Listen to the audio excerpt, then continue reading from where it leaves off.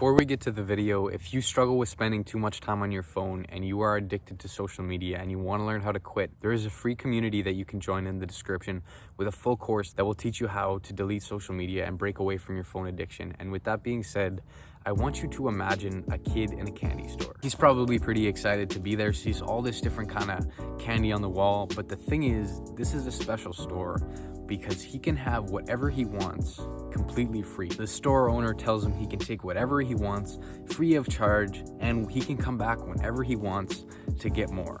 And at the start, this kid is probably going crazy, right? He can have more candy than he can even eat. And he probably runs over to the shelf, grabs everything that he wants, and just heads out and starts eating as much candy as he can possibly consume. And at first, he's probably just loving it, right? But after a while, he's gonna get sick of eating all this candy, and he's gonna get to the point where he just can't physically eat anymore. And eventually he gets to the point where he's eaten so much candy that he tells the store owner he doesn't want any more and wants to leave. But the store owner insists that he'll feel better if he just has some more candy, right? Just eat some more. It tastes good, you should have some more, it'll make you feel better. Eventually this kid is probably gonna get to a point where he doesn't even want to look at a piece of candy for the rest of his life. Now imagine if this situation was completely reversed in the same store with all these different choices of candy and the same kid. Imagine that kid only gets to take one piece of candy, one, just whatever kind he wants, right? Completely free, he can have one piece of candy. Store owner tells him, go pick whatever you want, but be very careful about what you pick because you only get one. This kid will probably take some time to figure out what candy he genuinely wants. And the thing is, he will enjoy that one candy so much more because he really took the time to pick what he wanted and made sure it was something he genuinely wanted. And he will enjoy it so much more than he ever could enjoy all that candy he ate before. And the thing was, he won't overconsume and get a stomachache from just eating this one piece. It'll actually be an enjoyable experience for him. In terms of when it comes to listening to music in our modern day, we are pretty much all like the kid who goes and just can take as much candy as he wants and eat so much that he gets actually a stomachache and doesn't enjoy the candy anymore.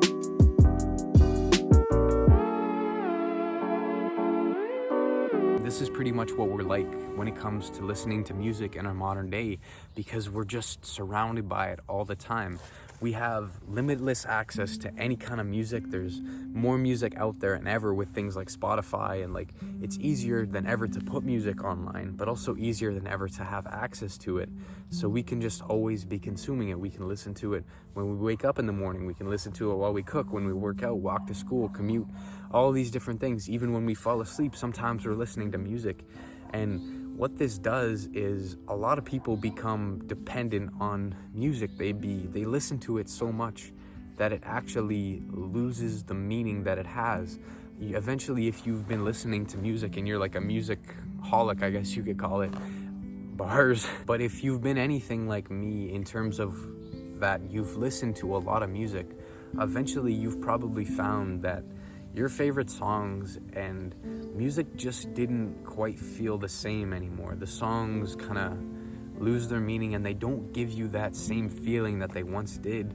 And this simply comes from overconsumption. A lot of people listen to music in our modern day while they're doing another task. They're training their brain to multitask. They're listening to music while they're at the gym and working out, or they're listening to music while they're studying, then they're listening to music while they're eating, they're playing it in the background while they're playing video games, right? They're always listening to music just to have it as background noise. They don't focus on what the music is actually telling them. Some people can listen to a full song and not even understand a thing they're saying. They're just so used to having that stimulation from the music, and it's not enough when they go to listen to actually listen to the music for the feeling. And this is kind of extremely sad when you think about it, because music is something that is such an emotional gift to us in our human experience. It's been around it's been such an important part of our culture for so long, and it's how we share stories and experiences and feelings, and it's an extremely powerful thing. But when it loses its meaning, it loses its power as well, and it's simply from overconsumption. When I was going through middle school and the beginning of high school, my favorite genre of music was metal, and I'm not like I wasn't like a big metalhead in terms of like death metal and like all the kind of like screamo stuff, but I was into like the old kind of metal, like the thrash, Metallica, Slayer. But my favorite band by far was Pantera, and my favorite song used to be Domination. And if you know anything about Pantera, you know that the ending of Domination is probably like one of the coolest moments in metal history, just because it's like one of the first real breakdowns in metal, and it's just like so heavy for that time and just like such a cool moment. And I remembered I'd always listen to that song and anticipate that moment, and when it come, I just get this like feel of adrenaline, and just like so excited when I heard that song. And I remember there was a time when I was going for a run and I was trying to amp myself up to hit that, like the last little, you could call it like a kick or a sprint at the end, and Domination was playing. And I remember when that breakdown came on, and I listened to this song so much on repeat so much, and I actually didn't even enjoy that song anymore. I didn't enjoy that moment that it was so cool, simply because I listened to that song so much and it didn't give me that same feeling as it once did. And that happened with a lot of other songs I loved. You listen to these songs so much on repeat for like days or weeks, and eventually they lose their meaning and they lose their feelings, and it's simply because we're consuming too much.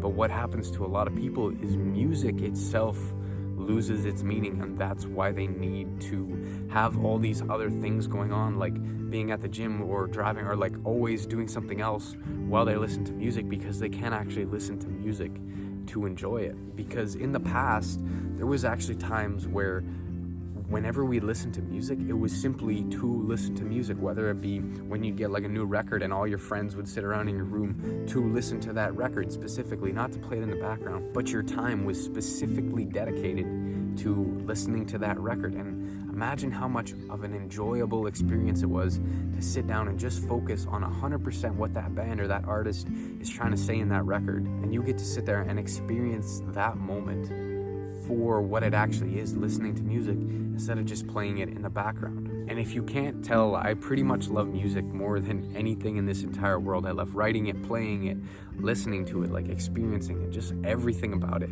is like pretty much my whole life is music, not necessarily just listening to it, but making it. And there was a point where music kind of lost its meaning to me just because I listened to it so much. So what can we do to allow music to regain the power that it has on our life? And it simply comes from doing one thing. When you listen to music, do it so you listen to music. Don't do it while you're doing other things. Don't do it constantly and be playing music in your earbuds 24/7. Just listen to music for the purpose of listening to music. It should be treated, in my opinion, as an activity that you do to listen to music. I never listen to music while I'm doing something else. I don't listen to music in the gym for also self-motivation reasons, just to not rely on something external to push myself, but also because I can't focus on the music while I'm trying to lift the weights. I want to focus on lifting the weights, and I don't listen to it while I'm walking down the street. I listen to music to listen to music, whether it be a full album or just 10 minutes of a couple songs that I want to listen to. I do it 100% to focus on the music, and it's so much more of an enjoyable experience, and you can totally grasp what the artist or that band or what that song's meaning is, and you'll start to notice new parts or new meanings when you put 100% focus on that music. This is kind of what the concept of dopamine detoxing talks about, where you take a step back